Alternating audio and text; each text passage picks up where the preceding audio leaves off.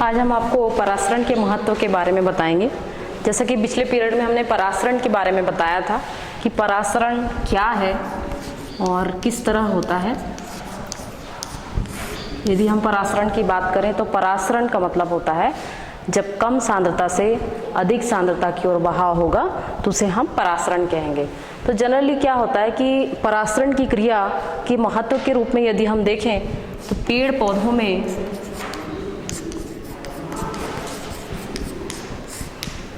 में किस प्रकार से पानी नीचे से ऊपर जा रहा है अणुओं की सहायता से, वह भी जो है परासरण की क्रिया के द्वारा होता है। या फिर हम देखें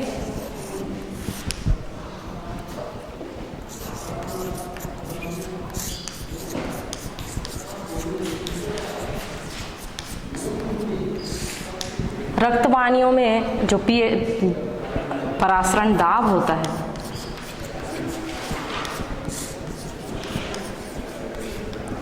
निश्चित होता है।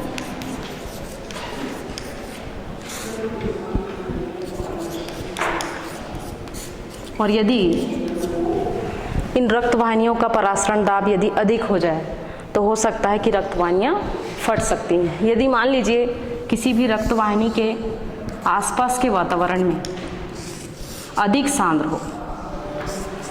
सांद्रता हो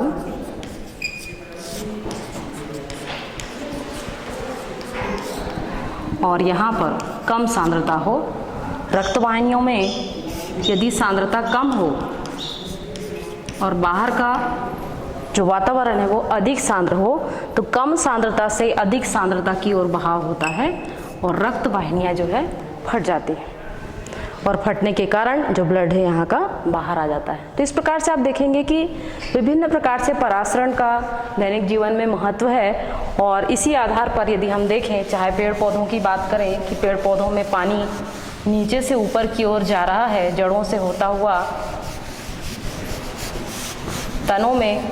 तनों से शाखाओं में और शाखाओं से वृक्ष, बड़े वृक्ष में किस प्रकार से पहुंच रहा है, किस प्रकार से एक तनाव उत्पन्न हो रहा है, यह परासरण के द्वारा ही निर्भर है। नेक्स्ट है समपरासरी विलयन।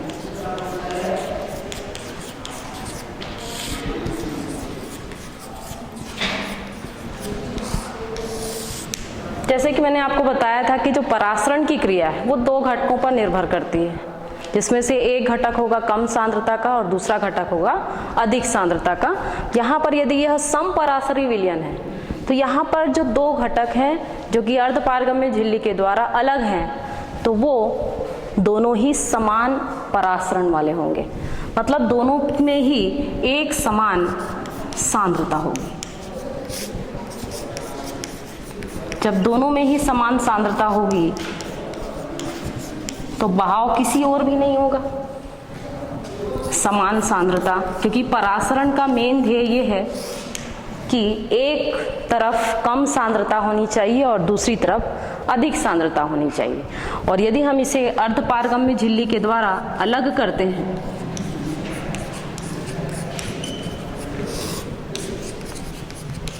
तो इनके बीच यदि दोनों में अंतर होगा कि जैसा कि होता है कि किसी एक को हम विलायक कहते हैं और दूसरे को हम विलयन कह रहे हैं, तो दूसरा जो विलयन होगा वो अधिक सांद्रता का होगा और यदि विलायक है तो वह कम सांद्रता का होगा। और हमेशा कम सांद्रता से अधिक सांद्रता की ओर बहाव होता है और यह क्रिया तब तक चलती है जब तक कि कोई स्थैतिक दाब उस क्रिया को रोक ना दे। और जैसे ही उस क्रिया को रोक रहा है इसका मतलब है उसमें एक दाब काम कर रहा है जिसे परासरण दाब कहते हैं। लेकिन ये उस परिस्थिति में हो रहा है, लेकिन यहाँ जो परिस्थिति आपको दिखाई दे रही है कि हमने यहाँ पर दो पात्र लिया है और इन दो पात्रों में समान सांद्रता का विलयन रखा हुआ है, यहाँ और यहाँ, मतलब यहाँ पर जो विलायक है और दूसरा जो विलयन है इन दोनों में ही समान सांद्रता है। तो समान सांद्रता होने के कारण इनमें किसी भी प्रकार से कोई भी बहाव नहीं होगा, तो ऐसे विलयन को हम कहते हैं समपरासरी विलयन। नेक्स्ट है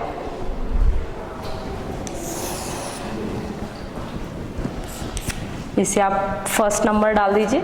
दूसरा है हाइपरटोनिक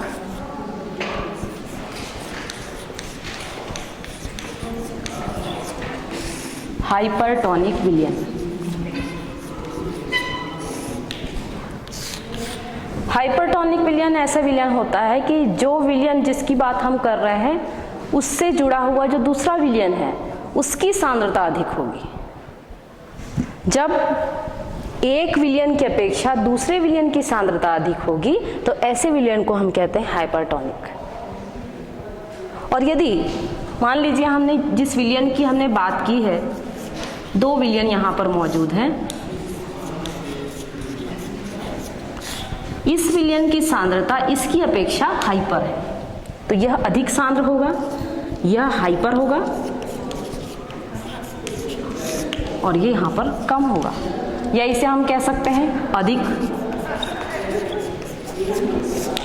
अधिक सांद्र कह सकते हैं इसे। लिया गया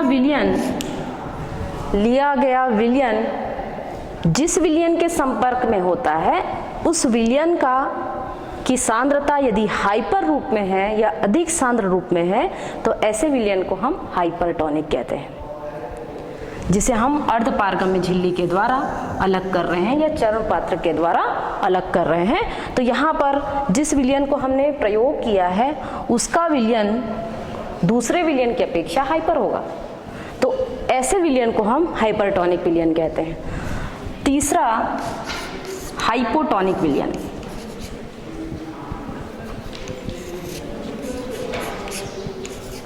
थोड़ा डिफरेंस है इसमें, अंतर आपको दिखाई देगा। हाइपोटोनिक विलियन, हाइपोटोनिक विलियन में ये होता है कि लिया गया विलियन कम सांद्रता का होगा, मतलब हाइपो होगा, और जिसके संपर्क में वो विलियन है वह कम सांद्र का होगा। तो उस परिस्थिति में यहाँ पर जो विलियन है, जो विलियन हम ले रहे हैं, यह हाइपो है या कम सांद्र का है और दूसरा विलियन अधिक सांद्र का है। जो इसके संपर्क में है, इस विलियन के संपर्क में जो है वो अधिक सांद्रता का है और जो विलियन पहले लिया जा चुका है वो कम सांद्रता का है, तो इनसे बना हुआ जो विलियन होगा वो हाइपोटोनिक होगा। जितने भी आप देखिए कि जितने भी इंजेक्शन लगाए जाते हैं वो इसी प्रकार के होते हैं, और दोनों ही प्रकार के, जैसे आपके शरीर के अंदर में आपकी जो शिराएं हैं उसमें यदि इंजेक्शन आपको लगाया जा रहा है और यदि वो हाइपरटोनिक है या हाइपोटोनिक है तो इससे आपको इंजेक्शन लगाने के तुरंत बाद आपको दर्द होगा। वो इसलिए होगा क्योंकि यहाँ पर हम जो विलियन प्रयुक्त कर रहे हैं वो पहले ही अधिक हाइपर है, और यह जिस विलियन में जैसे कि हमारे बॉडी में इंजेक्ट किया जाता है ये विलियन यदि हम इंजेक्ट कर रहे हैं जबकि अंदर की जो सांद्रता है वो कम है, तो उस कंडीशन में जैसे ये हाइपर जो है हाइपो की ओर जा रहा है जहाँ पर कम सांद्रता है, तो उस कंडीशन में जो बॉडी में एक इंजरी उत्पन्न होती है या एक जलन उत्पन्न होती है जो कि हाइपरटोनिक से भी हो सकता है और हाइपोटोनिक से होगा। लेकिन यदि समपराशरी विलियन है कि जैसा हमारे बॉडी का टेम्परेचर है, हमारी रक्त वाहिनियों में जो रुधिर है उसमें जो परासरण दाब है उसका और बाहर द्वारा इंजेक्शन से जो द्रव हमारे शरीर में प्रविष्ट किया जा रहा है, उन दोनों का ही विलियन यदि समान है तो उससे हमें कोई प्रतिक्रिया नहीं होगी। कई बार इंजेक्शन लगाने के बाद भी हमें कोई प्रतिक्रिया नहीं होती। क्यों हो रहा है? क्योंकि वह विलियन समपराशरी है। यदि वह हाइपरटोनिक होगा या हाइपोटोनिक होगा तो हमें दर्द का अनुभव हो सकता है। तो इस प्रकार से आप देखेंगे कि जो परासरण की क्रिया है वह इस रूपों में आपको मिलेगी जो कि दैनिक जीवन में हम ये सब चीजें देख सकते हैं। नेक्स्ट है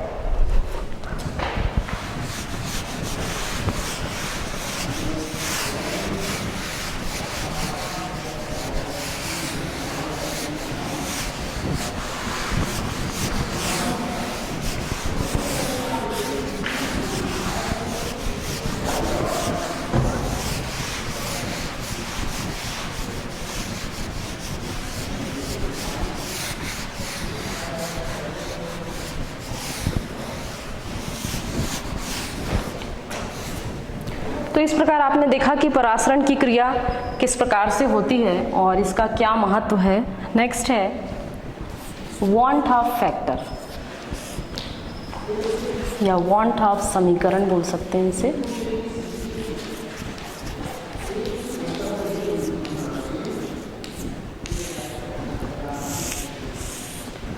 ये वांट ऑफ समीकरण परासरण दाब ज्ञात करने के लिए उसके आणविक द्रव्यमान, विलेय का आणविक द्रव्यमान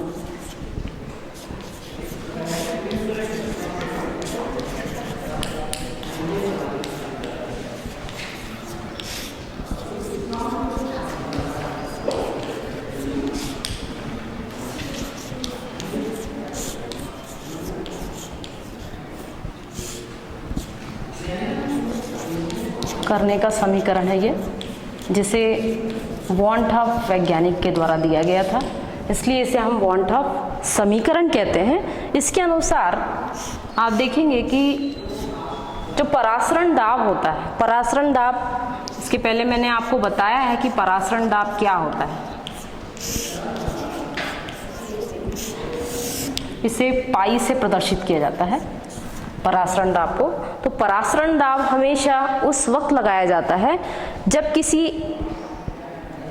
विलायक को विलयन से हम अलग करते हैं, और विलायक को जब हम विलयन से अलग करते हैं जिसमें विलायक की सांद्रता कम होती है और विलयन की सांद्रता अधिक होती है, तो विलायक से कण अर्धपारगम्य झिल्ली की सहायता से जैसे ही विलयन की ओर जाते हैं, विलयन की ओर उनका प्रवाह होता है, तो उस परिस्थिति में जब हम इस प्रकार से देखें तो यहाँ पर यदि विलायक है और इस ओर विलयन है, तो यहाँ पर एक दाब उत्पन्न होता है विलयन में। विलयन में एक तरल स्थैतिक दाब उत्पन्न होता है, और इस दाब के कारण विलायक के कण विलयन में प्रवेश होने से रोक देते हैं। तो जिस वजह से ये प्रवेश रुक रहा है उस दाब को हम कहते हैं परासरण दाब, क्योंकि यहाँ पर हमको बाहरी रूप में पिस्टन की सहायता से एक दबाव डालना पड़ेगा। पिस्टन की सहायता से हम जैसे ही इसमें दबाव डालते हैं तो जो तरल स्थैतिक दाब विलयन में मौजूद है वो विलायक के कणों को विलयन में प्रवेश होने से रोकता है। तो वह न्यूनतम दाब जो कि तरल स्थैतिक दाब के कारण पिस्टन की सहायता से लगाया जा रहा है, जिसकी वजह से उस परासरण की क्रिया को रोक रहा है, उसे हम कहेंगे परासरण दाब। तो इसका मान किसी भी विलयन के लिए यदि हम परासरण दाब का मान यदि हम निकालें तो इसका मान हमेशा मूललता के बराबर होता है, विलेय की मूललता के बराबर।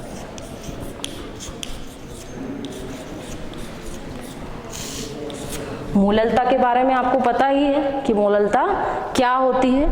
इसके पहले मैंने आपको बताया था मूललता, मूलरता और नॉर्मलता के बारे में।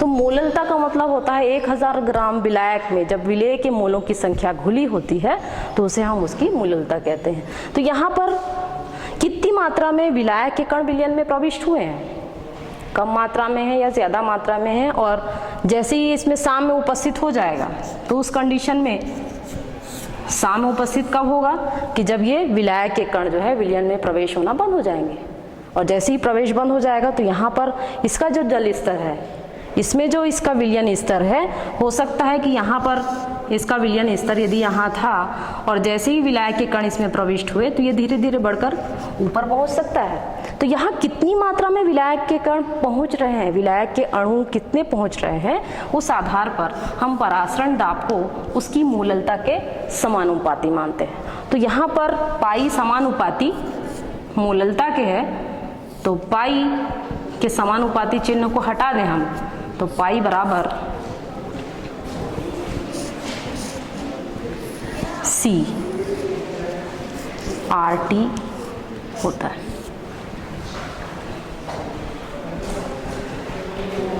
सॉरी, यहाँ पर इसको हम आगे लेंगे। तो यहाँ पर परासरण दाब का मान किसी भी विलेय की सांद्रता पर निर्भर करता है। विलेय की सांद्रता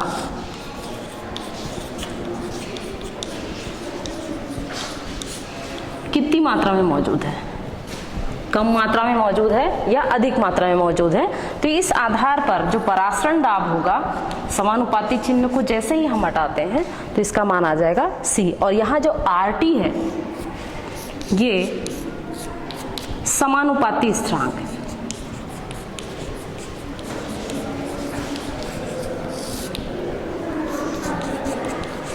समानुपाती स्थिरांक है। तो यहाँ पर जो समानुपाती स्थिरांक है, R का मतलब होता है गैस स्थिरांक, T है ताप। यहाँ पर T ताप के लिए उपयोग में लाया जाता है। तो कॉमन रूप में जो RT है, ये दोनों को ही हम समानुपाती स्थिरांक मानते हैं। तो यहाँ RT के लिए आप गैस स्थिरांक भी बोल सकते हैं, इस प्रकार से। तो यहाँ पर आप देखेंगे कि जो C है सांद्रता है और C का मान होता है, इसे आप समीकरण दे दीजिए एक, ये 2 समीकरण है। और तीसरा समीकरण है C बराबर NB बटे V होता है। NB यहाँ पर विलेय के मोलों की संख्या है और V है यहाँ पर आयतन। NB बराबर विलेय के मोलों की संख्या।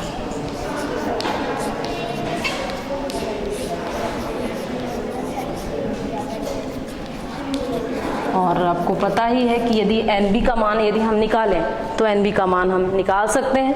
तो यहाँ पर जो NB है, NB/V है, इसे समीकरण 3 दे दीजिए। तो यहाँ पर आप देख सकते हैं कि समीकरण 2 में C का मान आप निकाल चुके हैं और C का मान होता है NB/V। तो NB/V का मान, C का मान यहाँ पर समीकरण 2 में रखने पर, समीकरण 3 से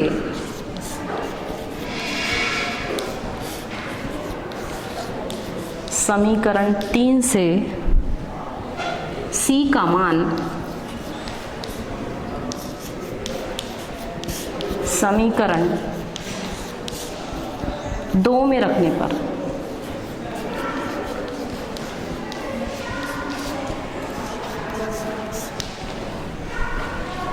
अब 2 में हम रखते हैं यहाँ पर समीकरण का मान। तो यहाँ पर पाई परासरण दाब बराबर हो जाएगा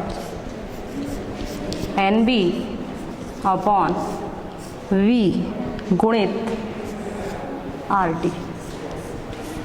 इस प्रकार से लिख सकते हैं, क्योंकि यहाँ पर C का मान सांद्रता का मान, विलेय के मोलों की संख्या अनुपात उसके आयतन के, कि कितनी मात्रा में यहाँ पर जो आयतन घेर रहा है विलेय के मोल के साथ, विलायक के मोल की जो संख्या है वो विलयन में कितनी मात्रा में घुल रही है। तो इसके मोलों की जो संख्या है, यहाँ पर हम कितना आयतन को घेर रहा है, उस अनुपात के मान को हम उसकी सांद्रता कहते हैं। तो यहाँ पर इसे समीकरण आप दे दीजिए, चौथा समीकरण। अब समीकरण 4 के अनुसार जो NB है, यह हम मोल प्रभाज में निकाल चुके हैं। NB क्या है यहाँ पर? NB बराबर होता है WB/MB। WB/MB।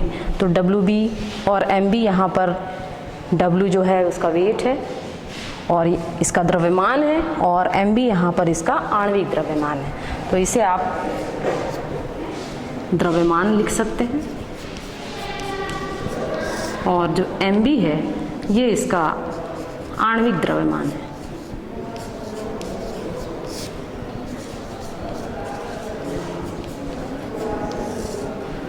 तो इस प्रकार से आप देखेंगे कि NB का मान भी आपको पता चल चुका है। इसे आप समीकरण नंबर 5 दे दीजिए, समीकरण नंबर 5।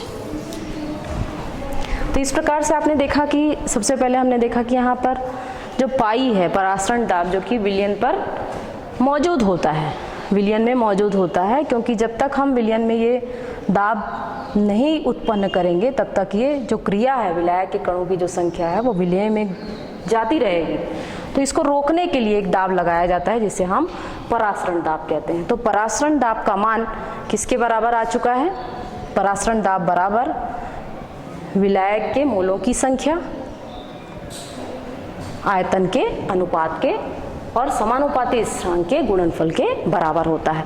और यहाँ पर आपने देखा कि NB का मान किस प्रकार से निकल चुका है कि NB जो कण जो है विलयन में पहुंच चुके हैं उनका मान द्रव्यमान व आणविक द्रव्यमान के अनुपात के बराबर होता है। तो इसे आप नोट कर लीजिए।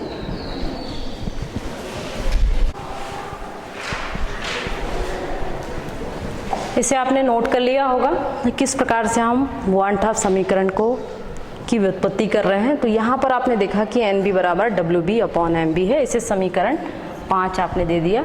अब इसे समीकरण 5 को हम समीकरण 4 में डाल देते हैं।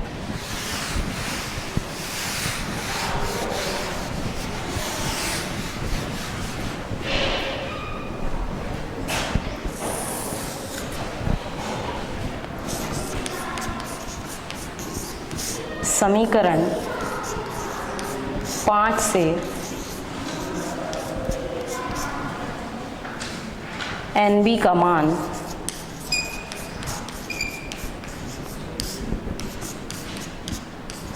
समीकरण 4 में रखने पर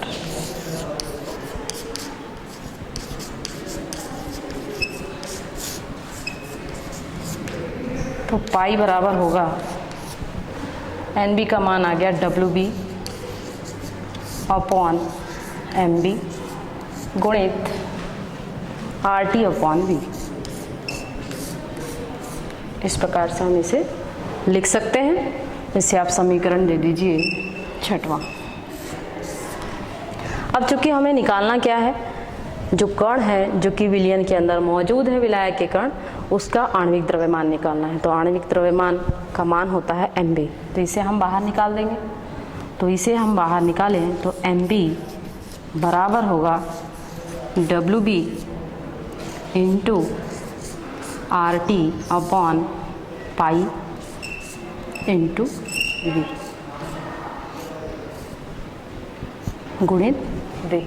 तो इसकी सहायता से हम किसी भी विलायक के कणों का आणविक द्रव्यमान हम ज्ञात कर सकते हैं। तो जो विलायक के कण होंगे, यहाँ पर हम विलयन लिखकर विलायक के कण भी लिख सकते हैं। विलायक का आणविक द्रव्यमान ज्ञात करना। तो यहाँ पर जो विलायक के कण हैं उनका ही हमको आणविक द्रव्यमान निकालना है। तो यहाँ इसको निकालने के लिए हमको इसका द्रव्यमान मालूम होना चाहिए, विलायक का परासरण दाब का मान मालूम होना चाहिए, और कितना आयतन वो घेर रहा है ये यदि हमें मालूम है, क्योंकि ये इसका मान तो फिक्स होता है R और T का कि कितने टेम्परेचर हो रहा है, 25 डिग्री सेल्सियस पर हो रहा है, 45 डिग्री सेल्सियस पर हो रहा है, किस टेम्परेचर पर हो रहा है। गैस स्थिरांक का मान भी फिक्स होता है। तो यदि ये मान यदि आपको मालूम है तो आप किसी भी विलायक का आणविक द्रव्यमान आसानी से ज्ञात कर सकते हैं। नेक्स्ट है, ये लिख लिया आपने।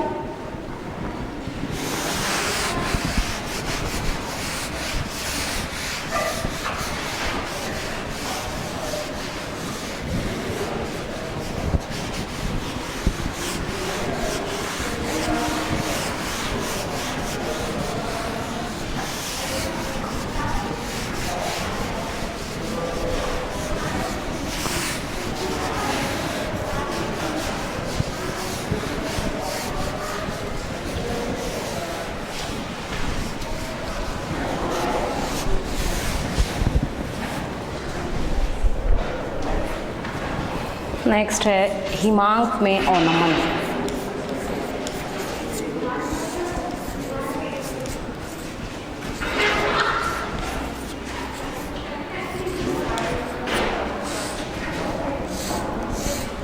क्वथनांक आपने देखा था कि क्वथनांक क्या होता है। जिस प्रकार से जिस ताप पर कोई भी द्रव उबलता है वह उसका क्वथनांक कहलाता है, और जिस ताप पर कोई भी द्रव जम जाता है या ठोस बन जाता है उसे हम हिमांक कहते हैं। तो यहाँ पर हिमांक में अवनमन की बात हो रही है, क्योंकि यह भी एक अणुसंख्यक गुणधर्म है। अणुओं की संख्या पर निर्भर करता है ये, इसलिए ये अणुसंख्यक गुणधर्म है। चाहे आप परासरण दाब की बात करें तो परासरण दाब भी एक अणुसंख्यक गुणधर्म है। तो इस प्रकार से आप देखेंगे जो हिमांक में अवनमन है, ये अवनमन क्यों होता है। अवनमन मतलब होता है कमी। या हिमांक में कमी।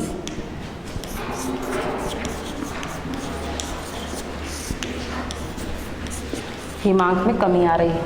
तो इसके लिए आप देखेंगे, एक यदि हम ग्राफ खींचे यहाँ पर और एक साइड आप वाष्प दाब ले लें और दूसरी तरफ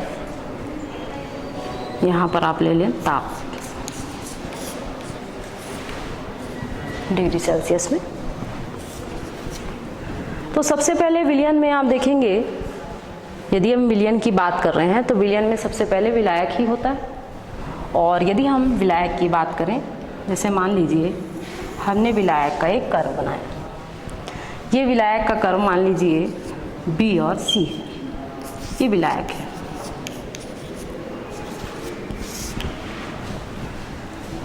विलायक बी और सी है, और यदि इस विलायक में हमने अवाष्पशील विलय मिला दिया तो अवाष्पशील विलय मिलाने से क्या होगा, विलयन बन जाएगा। और विलयन बनेगा तो जो उसका वाष्प दाब होगा, क्योंकि विलायक का वाष्प दाब अधिक होता है। यदि हम शुद्ध, अभी तक आपने पढ़ा है कि जो शुद्ध विलायक होता है जिसमें कोई अशुद्धि नहीं मिली है या उसमें हमने विलय नहीं मिलाया है, तो उसका जो वाष्प दाब होगा, वाष्प दाब अधिक होगा। जैसे मान लीजिए हमने BC लिया है, और यदि जैसे ही हम उस विलायक में हमने अवाष्पशील विलय मिला दिया तो अवाष्पशील विलय मिलाने से क्या होगा, उसका जो वाष्प दाब है वो कम हो जाएगा। तो उस विलयन का जो वाष्प दाब है वो कम हो रहा है, तो इसे इस कर्व के हम नीचे लिखेंगे कि जैसे हमने लिखा है कि शुद्ध विलायक है, इसको आप शुद्ध विलायक भी लिख सकते हैं। तो शुद्ध विलायक का जो वाष्प दाब है वो अधिक हो रहा है, तो ये जो कर्व दिखाई दे रहा है आपको ऊपर उठता हुआ दिखाई दे रहा है। और यदि हम इसमें अवाष्पशील विलय मिला दें, जैसा कि जनरली हम विलयन में हम देख रहे हैं, राउल्ट नियम से हम देख रहे हैं कि उसमें हमेशा विलायक में हमको अवाष्पशील विलय मिलाना पड़ता है। जैसे ही हम अवाष्पशील विलय मिलाते हैं तो जो उसका वाष्प दाब है वो पहले की अपेक्षा कम हो जाता है। तो यहाँ पर हम विलयन को के लिए जो कर्व लिखेंगे वो कर्व जो है विलायक से नीचे आएगा। तो यहाँ पर आप इसको इस प्रकार से बता सकते हैं। तो ये विलायक के लिए कर्व हो गया और ये विलयन के लिए कर्व। इसको आप इस रूप में भी दे सकते हैं, जैसे इस रूप में।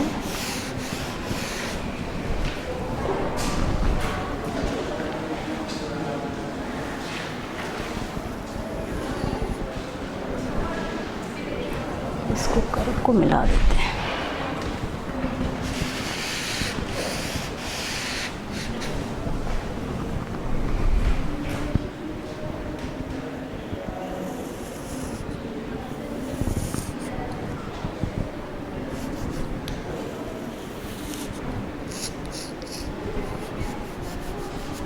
ये विलयन का हो गया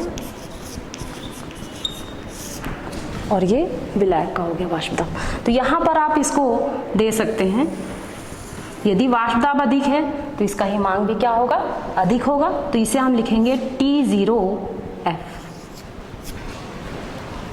तो जो T0F होगा वो शुद्ध विलायक का हिमांक होगा, हिमांक ताप होगा।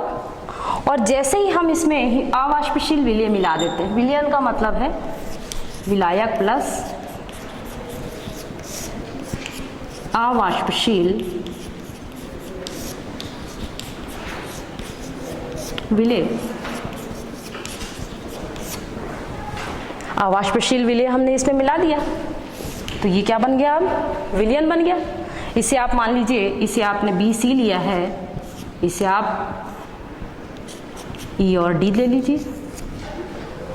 तो यहाँ पर शुद्ध विलायक का जो ताप है या हिमांक है उसका मान है T0F, जो कि अधिक है। जैसे हम इसमें अवाष्पशील विलय मिलाते हैं तो इसका जो वाष्प दाब है इसकी अपेक्षा कम हो जाता है। तो ये देखिए कर्व जो है इसका नीचे जा रहा है, और कर्व नीचे जा रहा है मतलब इसका हिमांक इसकी अपेक्षा कम होगा। तो यहाँ पर इसके हिमांक को हम यहाँ लिखेंगे TF।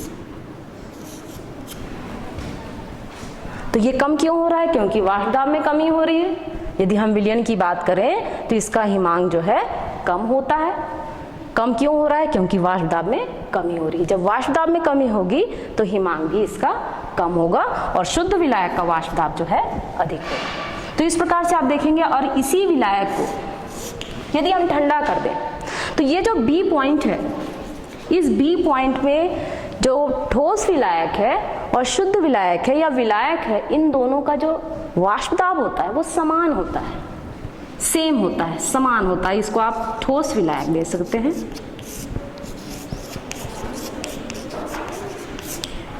यहाँ पर ये विलयन के रूप में है और ये ठंडा हो गया तो ये ठोस विलायक बन गया, तो इसे आप ए लिख सकते हैं इस प्रकार से। तो यहाँ पर ये इस प्रकार की परिस्थिति क्यों उत्पन्न हो रही है? क्योंकि यहाँ पर हिमांक में अवनमन हो रहा है या वाष्प दाब में कमी हो रही है। तो जब वाष्प दाब में कमी होगी तभी हिमांक में भी कमी होगी। तो हिमांक का जो ताप है ये T0F से घट करके TF में बदल जाता है। तो यहाँ पर यदि हम इसमें अंतर देखते हैं तो डेल्टा TF क्या होगा? यहाँ पर हिमांक में होने वाला परिवर्तन, और ये जो परिवर्तन आपको दिखाई दे रहा है, यहाँ आपको दिखाई दे रहा है कि ये कर्व ऊपर की ओर है और ये कर्व नीचे की ओर है, क्योंकि यहाँ पर जो पॉइंट एक पॉइंट आ रहा है बी पॉइंट, ये जो बी पॉइंट है ये आपके शुद्ध विलायक का वाष्प दाब का पॉइंट है, और इसके संगत यदि हम ताप लें तो उसका जो हिमांक आता है वो T0F आता है। तो यहाँ पर आप लिख सकते हैं कि जो डेल्टा TF है ये क्या है? यहाँ पर हिमांक ताप में परिवर्तन। तो हिमांक ताप में परिवर्तन क्यों हो रहा है? तो डेल्टा TF बराबर T0F माइनस TF होगा। इस प्रकार से हम दे सकते हैं, क्योंकि यहाँ पर कमी हो रही है और ये कमी किस रूप में हो रही है कि डेल्टा TF बराबर T0F minus TF, T0F minus TF, क्योंकि यहाँ बी पॉइंट में है तो यहाँ पर आप T0F किसे कह रहे हैं? विलायक का हिमांक है, ये विलायक का हिमांक है।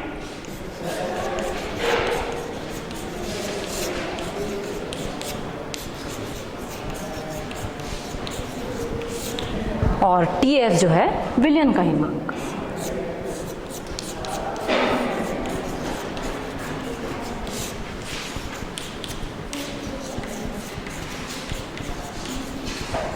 तो यहाँ पर जो होने वाली कमी है, हिमांक ताप में जो परिवर्तन हो रहा है वो क्यों हो रहा है? क्योंकि विलायक का वाष्प दाब कम होता है विलयन के वाष्प दाब से। तो विलायक का जो वाष्प दाब अधिक है क्योंकि उसमें कोई भी अशुद्धि नहीं मिली हुई है।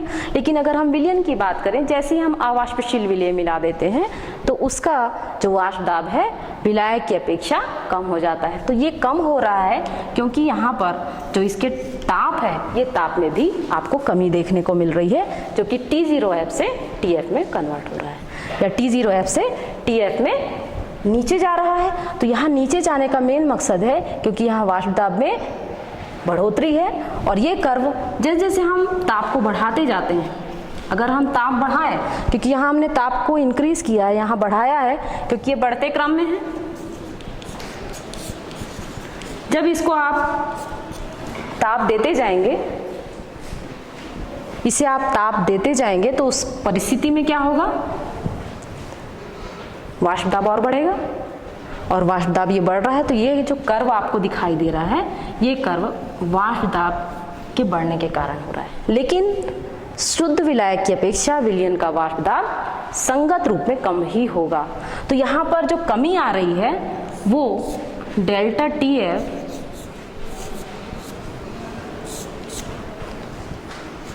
या इसको हम लिख सकते हैं T0F।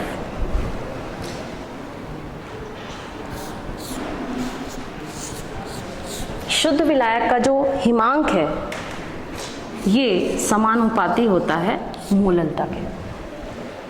शुद्ध विलायक का हिमांक किसके समानुपाती है?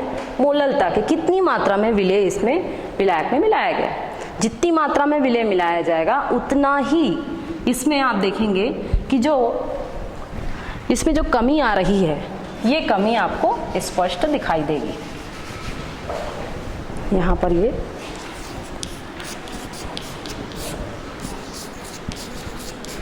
तो इसको आप इस प्रकार से स्पष्ट लिख सकते हैं, जैसे कि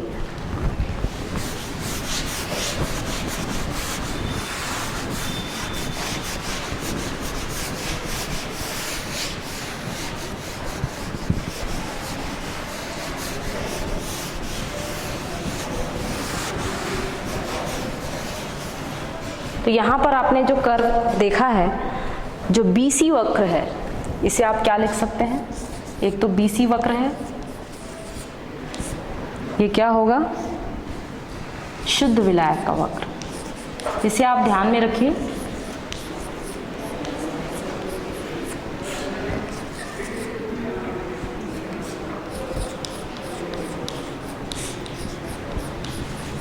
कि वाष्प दाब का वक्र है। और यहाँ जो AB वक्र है, ठोस विलायक का वक्र।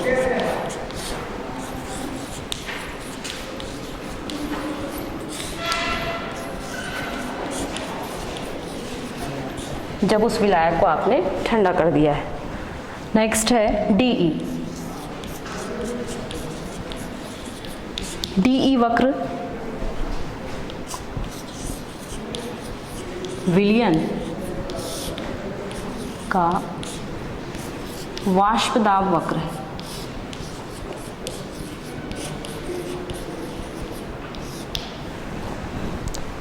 और AD जो है, D बिंदु, B बिंदु, B बिंदु पर ठोस और द्रव, ठोस विलायक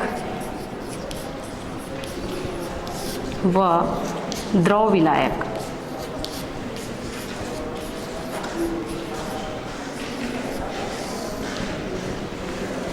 एक ही अवस्था में होते हैं।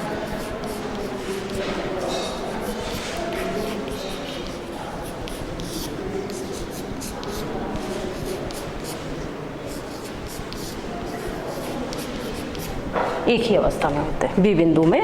तो इस प्रकार से आप देखेंगे कि यहाँ पर जो शुद्ध विलायक है, शुद्ध विलायक में जैसे ही हम विलेय को मिलाते हैं तो उस विलेय का जो वाष्प दाब है वो पहले की अपेक्षा कम हो जाता है। इसलिए इस कर्व को हम इसे पॉइंट टू पॉइंट आप लिख सकते हैं कि सबसे पहला नंबर इसमें आप डाल सकते हैं कि किसी शुद्ध विलायक का वाष्प दाब हमेशा विलयन से अधिक होता है। दूसरा पॉइंट आप डाल सकते हैं कि जब हम शुद्ध विलायक को शुद्ध विलायक में विलेय मिलाते हैं तो उसका वाष्प दाब कम हो जाता है, इसलिए उसका वक्र हमेशा विलायक से नीचे की ओर होता है। तीसरे पॉइंट में आप डाल सकते हैं कि जब ठोस विलायक को, जब द्रव विलायक को हम ठंडा करते हैं तो वह ठोस विलायक में बदल जाता है, लेकिन एक अवस्था ऐसी होती है जिसमें द्रव विलायक और ठोस विलायक एक ही अवस्था में होते हैं, जिसको हम B बिंदु से दर्शाते हैं। नेक्स्ट पॉइंट में आप दे सकते हैं कि यहाँ पर जो विलायक है, विलायक में विलेय मिलाने के बाद विलायक का यदि हम वाष्प दाब देखें और उसके संगत उसका हिमांक देखें तो इसका मान अधिकतम होता है, जिसे आप T0F लिख सकते हैं। लेकिन जैसे ही हम अवाष्पशील विलेय विलायक में मिलाते हैं तो इसका वाष्प दाब कम हो जाता है, जिससे इसके हिमांक में भी कमी आती है और ये हिमांक में कमी TF के बराबर होती है। तो इस प्रकार से आप देखेंगे जो परिवर्तन हो रहा है, हिमांक पे परिवर्तन हो रहा है, जिसे हम डेल्टा TF कहते हैं, तो इसका मान विलायक के हिमांक व विलयन की हिमांक पे होने वाले परिवर्तन के बराबर होता है। तो जितना भी परिवर्तन हो रहा है, क्योंकि हमेशा कम ही होगा, तो कम भी हो सकता है, ज़्यादा भी परिवर्तन हो सकता है, तो इस आधार पर आप इसे नोट कर सकते हैं। तो डेल्टा TF बराबर T0F माइनस TF। तो जहाँ पर जो T0F है, जो हिमांक है,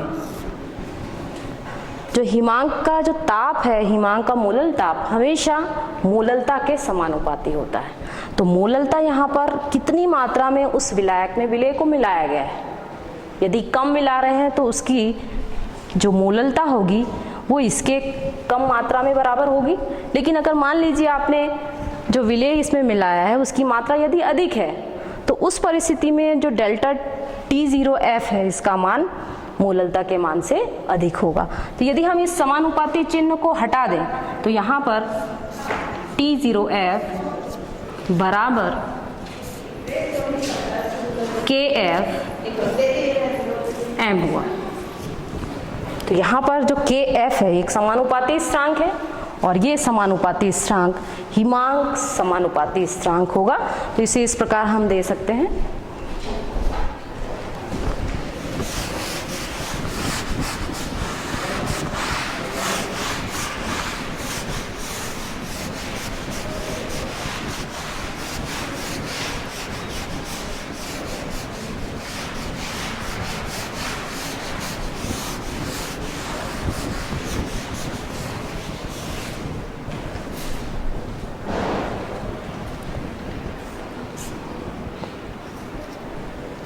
T0F बराबर KF इंटू M और M बराबर KF बराबर क्या होगा, हिमांक समानुपाती स्थिरांक।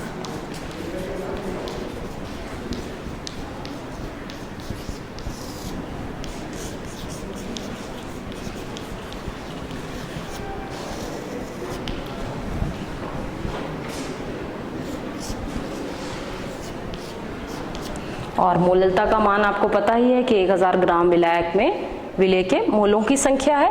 तो यहाँ पर KF इंटू 1000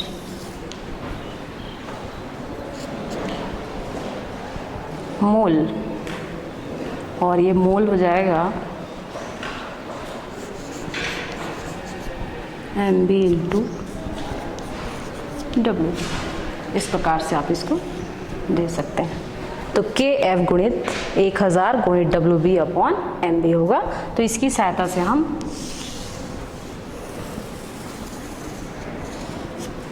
और यदि हमको MB निकालना है तो MB को बाहर करके भी हम इस प्रकार से इसको निकाल सकते हैं। तो इस प्रकार आप देखेंगे कि हिमांक में अवनमन वह अणुसंख्या गुणधर्म है जिसमें किसी भी विलायक में यदि हम विलेय मिलाते हैं और वह भी अवाष्पशील विलेय मिलाते हैं तो उसके वाष्पदाब में होने वाली कमी के कारण हिमांक में कमी आती है। और ये हिमांक में कमी जो है विलेय की संख्या पर निर्भर करती है, विलेय की मोललता पर निर्भर करती है कि वह कितनी मात्रा में विलेय उस विलायक में मौजूद है।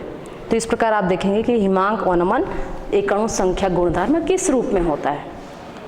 जैसा कि हमने परासरण दाब में बताया कि परासरण दाब भी एक अणु संख्या गुणधर्म है, ठीक इसी तरह हिमांक में अवनमन जो है मोललता के कारण जो है कमी आ रही है और ये कमी विलेय के मोलों की संख्या पर निर्भर करती है।